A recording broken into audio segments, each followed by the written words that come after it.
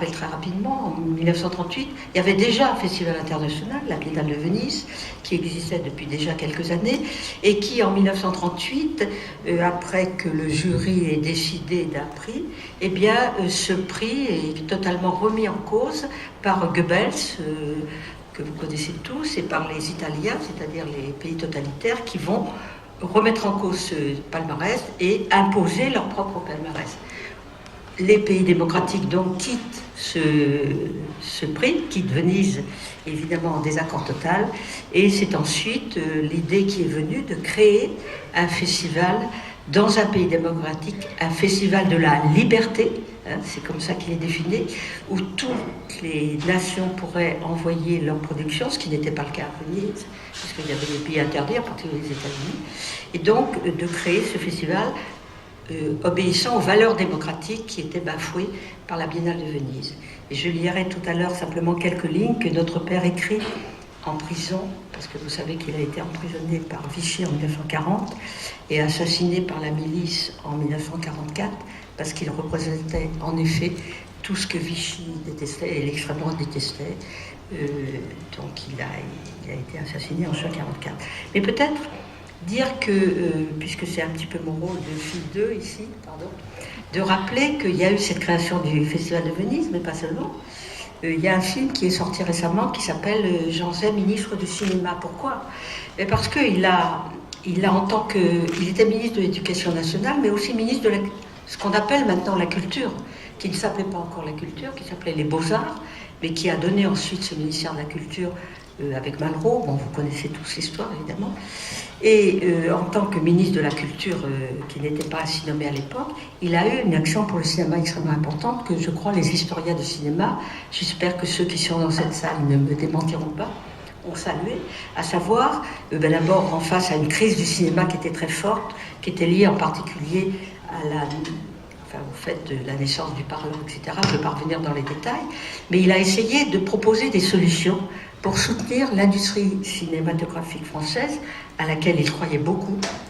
Et donc, il a mis en place un certain nombre de projets, un projet de statut du cinéma, qui créait, donc pour soutenir cette industrie cinématographique dont il avait pressenti l'influence à venir, très forte.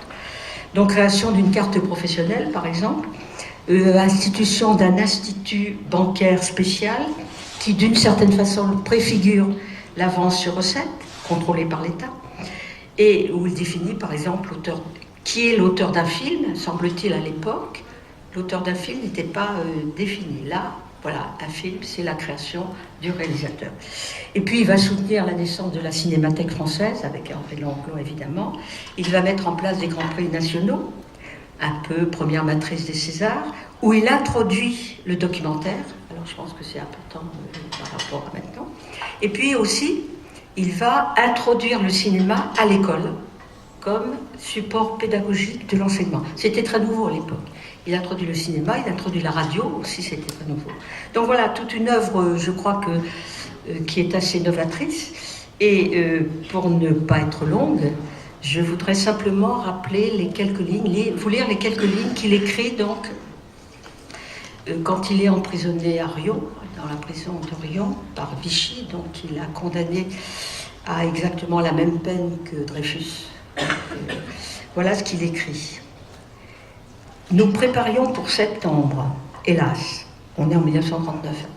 Nous préparions pour septembre. Alors je rappelle que ce festival dont l'idée est venue après donc, cet épisode de la Biennale de Venise, il a été décidé par le gouvernement français. Alors, ça a été une lutte, parce qu'au sein du gouvernement, il y avait un ministre des Affaires étrangères, en l'occurrence Georges Bonnet, qui disait qu'il ne faut pas créer un festival à Cannes parce qu'on va vexer les Italiens. Et c'est ces capitulations successives qui ont été, on le sait, déterminantes pour la suite. Donc lui, notre père, a soutenu fortement cette idée, l'a voulu. Et ce festival a été créé, en quelques mois, c'est-à-dire le choix de la ville. Alors il y avait des villes candidates, il y avait Biarritz, il y avait Vichy, et donc c'est Cannes qui a été choisi. Donc je lis simplement les quelques lignes. Nous préparions pour septembre, hélas, le festival de Cannes, destinée à concurrencer, par une manifestation française, la fameuse Biennale de Venise, seule rencontre internationale. Pour Cannes, s'étaient inscrites déjà plus de nations et d'œuvres que pour Venise. Notre festival, organisé avec le concours de l'action artistique, aurait fait de la France, chaque année, le centre mondial du cinéma. Et c'est écrit en 1943 dans la prison d'Orient.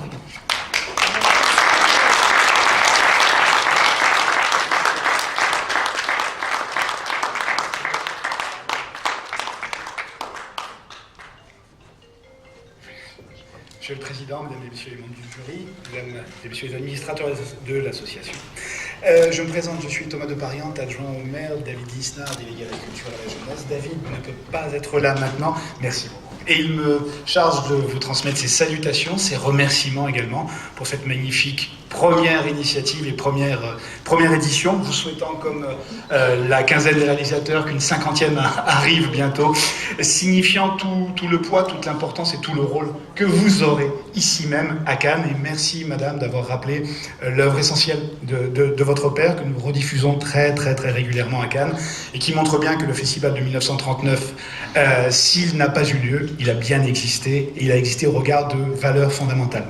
Je sais que le timing nous est serré. Je voulais simplement dire que nous sommes heureux ici à Cannes, que cette édition, que cette manifestation ait lieu parce qu'elle fait écho à ce que nous devons faire. Ce que nous devons faire au travers de la citoyenneté et de la promotion de la citoyenneté. Dans une ville telle que celle-ci d'ailleurs, qui n'est qu'un contraste et qui très mécaniquement et naturellement pourrait amener les uns et les autres à s'isoler de plus en plus. Et malgré toutes les différences et toute l'hétérogénéité dont peut faire preuve cette ville, nous sommes une ville où au contraire il y a une très forte unité. Elle est renforcée notamment par la présence de très grandes manifestations qui fédèrent bien évidemment les habitants, mais il y a autre chose. Il y a la nécessité absolue de promouvoir l'art et la culture et d'en faire de véritables leviers, d'en faire de véritables... d'en faire les moyens d'une politique résolue pour que chaque enfant, parce que tout partira de l'enfance de Cannes, soit doté d'un bagage supérieur. Cela passe notamment par une éducation au cinéma drastique et par une expérimentation un peu folle que nous avons réalisée, qui est le 100% éducation artistique et culturelle. Cannes est la seule ville en France, labellisée par le ministère de la Culture, qui offre à tous ses enfants de la maternelle au baccalauréat, en complément de son éducation scolaire, une éducation et des projets dans chaque classe par la culture et notamment par le cinéma, à travers beaucoup de bras armés cinématographiques. Et nous souhaitons, à travers ceci, non seulement faire en sorte que chacun ait un bagage supérieur par l'expression culturelle, par l'expérience culturelle, et nous voudrions vous remercier précisément pour amener la nécessité de ces valeurs à travers votre jury. Merci du temps que vous y aurez consacré, nous y sommes vraiment follement attachés. Nous espérons que vous aurez promu des films aussi beaux que Timbuktu, et à titre personnel, je pense aussi à un cinéaste exceptionnel qui avait l'humanisme et, je crois, la citoyenneté chevillée au corps, c'est Abbas Kiarostami. Et quand je pense à Où est la maison de mon ami, je pense à une ode extraordinaire à ce que peut être le petit citoyen. Et je forme le vœu que vous ayez retrouvé dans cette magnifique sélection tout ceci. Merci également, je vais le penser à Orléans pour tout ce que vous avez fait. C'est quelque chose d'essentiel pour nous, qui nous guide.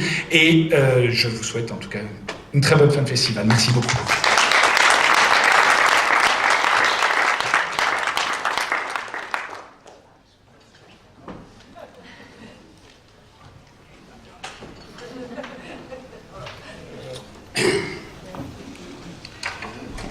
Bonjour à tous. Je voulais tout d'abord remercier les organisateurs de ce prix qui nous ont accompagnés durant ces 10 jours, Françoise Cabé, Jean-Marc Portaleno et Lynn Toubiana. Le travail avec, bien sûr, les autres magnifiques qu'ils ont fait. Je remercie très rapidement de l'attention que le Festival de Cannes a accordée à ce premier jury. Et le premier prix de la citoyenneté, je voulais particulièrement vous dire et remercier les membres du jury qui ont été vraiment, qui ont eu une grande humilité, parce que quand on vous choisit pour juger les films, il faut beaucoup d'humilité en cela. Il ne faut pas chercher à comprendre le cinéma plus que tout le monde. Donc je les remercie pour leur humilité et leur savoir.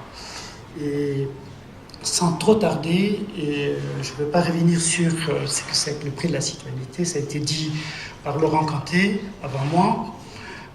J'ai accepté ce prix aussi, de présider ce prix grâce à la présidence de cette association qui est portée par Laurent Canté, parce que la citoyenneté, c'est dans son cinéma, la citoyenneté, c'est dans la vie qu'il mène aussi, dans le combat qu'il mène, je le sais, voilà, quotidiennement pour la justice sociale, pour les valeurs que nous défendons.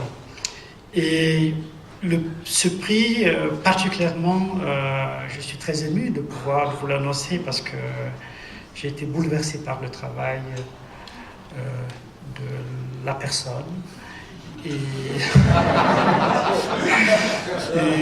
ému par toutes les valeurs que nous défendons qui sont dans ce film. Et il s'agit non seulement de défendre